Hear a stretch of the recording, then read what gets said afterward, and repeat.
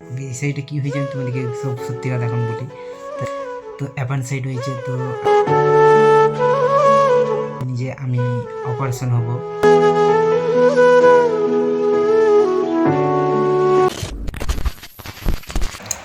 Hello guys, তো তোমরা সবাই কেমন আছো? আশা করি সবাই ভালো আছো। তো আমি কি বলবো বুঝে উঠতে পারি না। তো এটা হচ্ছে আমার প্রথম বড় ভিডিও। তো তোমাদেরকে একটা কিছু কথা বলতে চাই, কারণ আমি একটা বিশাল প্রবলেমে পড়েছি। হয়তো তোমরা টাইটেল ও থাম্বনেল দেখে বুঝে গেছো।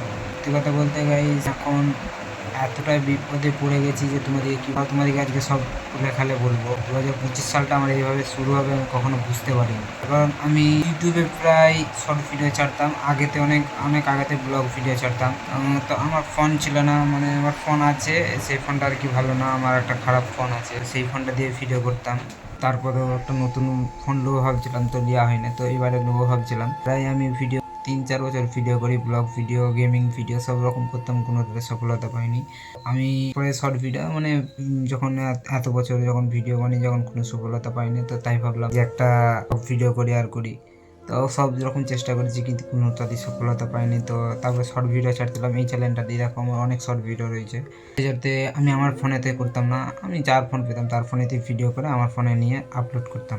এখন হচ্ছে প্রায় 26-27 দিন হয়ে গেছে আমি মানে কোনো ভিডিওই ছাড়িনি, কারণ আমি একটা বিশাল প্রবলেমে পড়ে গেছি। বললাম না প্রথমেই যে 2025 সালটা আমার খুব খারাপ কাটছে। তো তাও চেষ্টা করছি আবার শুরু করার নতুন করে। এখন আমি জানি না কি করে শুরু করব। এখন আমি যে অবস্থায় রয়েছি, তো তোমরা দেখলে অবাক হয়ে যাবে। তার কারণ যে একটা ফটো দেখতে হচ্ছে, এই ফটোটা হচ্ছে আমার এরকম অবস্থা হয়েছে। তোমরা ভাববে মিথ্যে কথা বলছি, তো না গাইস, আমার জীবনে অনেক কিছুই ঘটেছে। তো এইটা এখন বাইরে থাকতাম, তো এটা বাইরে থাকলে আমার বিশাল প্রবলেমে পড়তাম। তো আল্লাহ যা করে ভালোর জন্যই করে।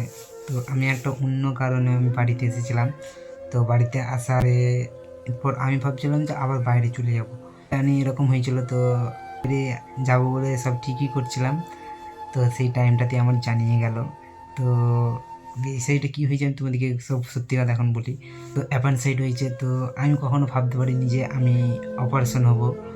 তো সত্যি গাইস, তো আমার এইটাও খুব খারাপ লাগে। তো আমি যদি বাইরে চলে যেতাম কী অবস্থাটা না হতো। ভাগ্যিস আমি ঘরে বাইরে যাওয়ার একদিন আগে, টিকিট কাটতে দেওয়ার একদিন আগে আমার অ্যাপেন্ডিসাইটটা ধরা পড়লো। তো কী করে ধরা পড়লো গাইস দেখো, তো আমার আস্তে আস্তে প্রায় অনেক দিন হয়ে গেছিলো, বড় হয়ে গেছিলো আর অনেকটা পানি জমে গেছিলো।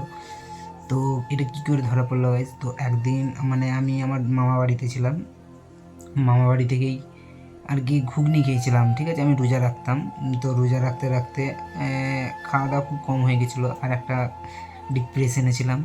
তো সেই কারণে খাওয়া দাওয়া পুরো বন্ধ ছিল। তো আমি বুঝতে পারিনি যে আমার অ্যাপেন্ডিসাইট হয়েছে। তো তখন পর আমি রাত্রিবেলায় খালি পেটে আর কি আমি ঘুগনি খেয়েছিলাম, ঘুগনি ডিম খেয়েছি, তারপরে যে দই খেয়েছি, সব খেয়েছি। দিয়ে হালকা হালকা পেটে ব্যথা করছে, তো আমি ভাবলাম যে এমনি হয়তো গ্যাসে খালি পেটে রয়েছে, তো এইসব খেয়েছি বলে হয়তো গ্যাসে পেটে যন্ত্রণা করছে। তো আমি বুঝতে পারিনি যে সত্যি এমনটা হয়ে যাবে। দিয়ে পর সারা রাত যন্ত্রণা করেছে যে গ্যাসে হয়তো, তো গ্যাসের ট্যাবলেট কিছুই খাইনি। সত্যি কথা বলতে আমি কিছুই খাইনি, কিছু কাউকে কিছু বলিও নি। দিয়ে পর আমি এখান থেকে আমি এসেছি মামা বাড়িতে, অনেকদিন আমি বাড়ি যাইনি। আমার মা ডাকছে, আব্বা মা দুজনেই ডাকছে, আমি বাড়ি গেলাম। দিয়ে বললাম বাড়ি যাব, দিয়ে আমি আমার একটা বন্ধু মিলে দুজনে মিলে বাড়ি গেলাম। বাড়ি যাওয়ার পরে আমি সেদিনকেও রোজা রেখে রয়েছি, রোজা রেখেই বাড়ি গেছি, পেটে যন্ত্রণা করছে তারপরেও রোজা রেখে রয়েছি, দিয়ে বাড়ি গেছি। বাড়ি যাওয়ার পরে আমায় হাফবেলা পর্যন্ত রোজা রেখেছি। দিয়ে গাই সত্যি কথা বলতে মানে পেটে এটা এতটাই লাগছে, আমার মা রোজা রাখতে দিল না, বললো তুই ভাত খেলে আর একটা গ্যাসের ট্যাবলেট খা। তো কী করলাম গাইজ, আমি ভাত খেয়ে নিলাম, ভাত খেয়ে নেওয়ার পরে আমি একটা গ্যাসের ট্যাবলেটও খেয়েছি। তারপর দিয়ে গাইজ এত পেট যন্ত্রণা মানে ছটকা ছটকি করছি গাইজ। তো সত্যি কথা বলতে এত ছটকা ছটকি করছি, আমার আব্বা মা কেউ সহ্য করতে পারে না। তো আমার মা গ্যাসের ট্যাবলেট এনে দিচ্ছে, গ্যাসের ট্যাবলেট খেয়েছি, যন্ত্রণার বড়ি খেয়েছি, কোনো মতেই থামে না। তারপরে আবার মানে বমিও করার চেষ্টা করছি, তারপরেও থামে না। তারপরে সে পানি পড়া খেয়েছি, নুন পড়া খেয়েছি, সব রকম খেয়েছি, কোনো মতেই থামে না। দিয়ে তারপরে কী ভাবলাম, দিয়ে পরে আমি উঠে গেলাম আমাকে, আর সেই টাইমে বিশাল পানি হচ্ছে গাইস, ঠিক আছে। তারপর আমাকে নিয়ে গেলো আমার বন্ধুটা, বাইক নিয়ে গেছিলাম, মামার বাইকটা নিয়ে গেছিলাম। বন্ধুটা আমাকে আমার আব্বাকে নিয়ে ডাক্তারখানা গেল, ডাক্তারখানা ঢোকার সাথে সাথে বমি হয়ে গেল গাইস। ঘরে বমি হয়েছে না, যখন ডাক্তারখানা গেলাম বমি হয়ে গেল। বমিটা হয়ে যেতেই গাটা হালকা হলো। দিয়ে তারপরে ডাক্তারবাবু আমাকে সনে একটা ইঞ্জেকশন দিল। তো তারপরে আমি ডাক্তার দেখালাম। ডাক্তার দেখানোর পরে ফের ঘরে এলাম, তখন কমে গেছে, ঠিক আছে কমে গেছে, ভালো কথা। দিয়ে আবার রাত থেকে গাইস সারা রাত যন্ত্রণা, দিয়ে কী করবো, দিয়ে সারা রাত লেগে গেছে। তো আবার যন্ত্রণা শুরু হয়েছিল সন্ধ্যেবেলা থেকে। তো যন্ত্রণা শুরু হওয়ার পরে ফের আবার ডাক্তারখানে গেছি 7টার সময় করে।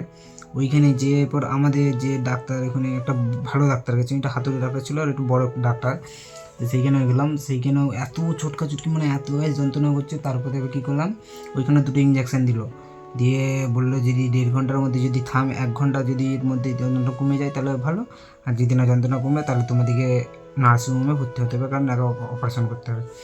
দিয়ে আমি যখনই অপারেশনের কথা শুনেছি গাইস আমার বুক ধপধপ করছে, কারণ আমি এত বছর হয়ে গেল, আমি এত বড় হয়ে গেলাম, কোনো দিন অপারেশন হয়নি। তো তারপরে কী করলাম গাইস, আমি গেলাম ওখানে, আমরা বলছি না এখানে ডাক্তার দেখাবো, আরামবাগে ডাক্তার দেখাবো।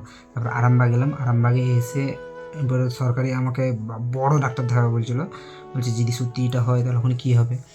দিয়ে বড় ডাক্তার দেখায়নি, বললো তাহলে তো সরকারি হসপিটালে তখন ভালো, সরকারি হসপিটালে। আর সত্যি গাইস সরকারি হসপিটালটা এত এখন ভালো করে দিয়েছে যে বলার বাইরে। আরামবাগ হসপিটালে আমি গেছি, দেখার সাথে সাথে দুটো টাকা করে টিকিট গাইস, সরকারের 2টো টিকিট কাটলাম। আমি আমার বন্ধুটা, ওরও টিকিট কেটেছে, আমারও কেটেছে। ওরও পেটে যন্ত্রণা করছিলো আর অল্প অল্প, আমার প্রচুর অতিরিক্ত যন্ত্রণা সহ্য করতে পারিনি। তারপর আমি ডাক্তারখানা গেছি, যখন ডাক্তারের কাছে গেছি ডাক্তার সঙ্গে সঙ্গে সব আমার ইমার্জেন্সি, পেটে হাত দেওয়ার সাথে সাথে বলছে অ্যাপেন্ডিসাইট হয়ে গেছে। দিয়ে সঙ্গে সঙ্গে গাইজ আমার ডাক্তার সব এমার্জেন্সি করে দিল। দিয়ে সঙ্গে সঙ্গে আমি এখানে এলাম, আসার সাথে সাথে 1টার সময় ভর্তি হয়েছি। একটার সময় ভর্তি হওয়ার সাথে সাথে আমাকে 1:30টার সময়, সরি গাইজ 8টার সময় আমাকে হসপিটালে পাঠিয়ে দিল, এই ওটিতে নিয়ে যেয়ে অপারেশন করলো। অপারেশন করার পরে গাইজ তো এখন হয়তো খাওয়া দাওয়া অসুবিধা হচ্ছিলো। আর অপারেশন করার পরে গাইজ আমার যখন আসারটা ছিল প্রচুর বকরা করেছি। আর তোমরা গাইজ হয়তো কেউ বিশ্বাস করবে না, এই দেখো গাইজ আমি তোমাদেরকে দেখাচ্ছি। আর এটা তো ব্যান্ডেজ করা রয়েছে গাইজ,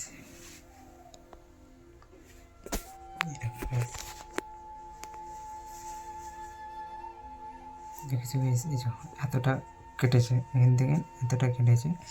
আর সেলাইটা যে পাশে দেখতে পেয়েছ, এই যে সেলাইটা, এইটা হচ্ছে আমার সেলাই করাটা। তো গাইজ দেখলে তো এখন বিশাল বিপদে পড়েছি। তো তোমরা সবাই সাবস্ক্রাইব করে চ্যানেলটা। আর আমি কিসের জন্য বাড়ি এসেছিলাম, তো গাইজ আমি অ্যাপেন্ডিসাইটের জন্য বাড়ি আসিনি, আমি একটা অন্য কারণে বাড়ি এসেছিলাম। তো গাইজ ওইটা যদি তোমরা শুনো তোমরা অবাক হয়ে যাবে। তো সত্যি করে গাইজ, তো এখন ওই ডিপ্রেশন থেকে কেটে আবার এই একটা ডিপ্রেশন মনে গাইজ আমি এখন এতটা চাপে পড়ে রয়েছি যে তোমাদেরকে কী বলবো গাইজ। আর ওইটা হচ্ছে বিষয় হচ্ছে আলাদা। সত্যি গাইজ ওই ওই ওই বিপদটা যদি তোমরা শুনো গাইজ তোমরাও অবাক হয়ে যাবে। তো আমার সাথে সত্যি গাইজ এইরকম ঘটনাগুলো কখনো ভাবতে পারিনি যে ঘটবে আমার সাথে। গাইজ আমি এতক্ষণ ধরে কথা বলতে আমার অসুবিধা হচ্ছে, তার কারণ গাইজ এটা চাপ পড়ছে। তো গাইজ এখানটায় উঠতে বসতে সব কিছুতে আমার অসুবিধা হচ্ছে। তারপরেও তোমাদের সাথে আমি কথা বলছি, জানার দরকার ছিল। তো গাইজ আর অপারেশন হওয়া মানে এখন তো গাইজ ভর্তি, এখন কোনো ভারী কাজ করা চলবে না, এখন বাইরে যেতে পারবো না আমি, এখন বাইরে যাওয়া চলবে না, আমার মা যেতেও দিবে না। এখন আমি ভাবছি গাইজ ঈদের নামাজটা পড়তে পারবো কি পারবো না। আর এই শনিবারে আমার সেলাইটা কাটার ডেট আছে, সেলাইটা কাটবে। তারপরে সোমবারে ঈদ বলছি, সোমবারে না মঙ্গলবারে গাইছে আমি ঠিক জানি না। শনিবারে যদি সেলাই কাটে একটু অসুবিধা হবে, নামাজ পড়তে যদি ফেটে যায়, নামাজ পড়তে যে উঠে বসে করতে যায়। তো গাইজ দেখাই যাক এখন কী হয়। আর যেই জন্য বাড়ি এসেছিলাম তোমাদেরকে সব জানাবো গাইজ, আমাকে একটু সাপোর্ট করো গাইজ, প্লিজ একটু সাপোর্ট করো। কারণ আমি 1 মাস ঘরে বসে থাকবো, 1 মাসের পরে আবার বাইরে চলে যাব। তো প্লিজ গাইজ 1 মাসের মধ্যে তোমরা আমাকে ভালোবাসা দেখিয়ে দিও, আমি তোমাদেরকে রেগুলার ভিডিও দিতে থাকবো।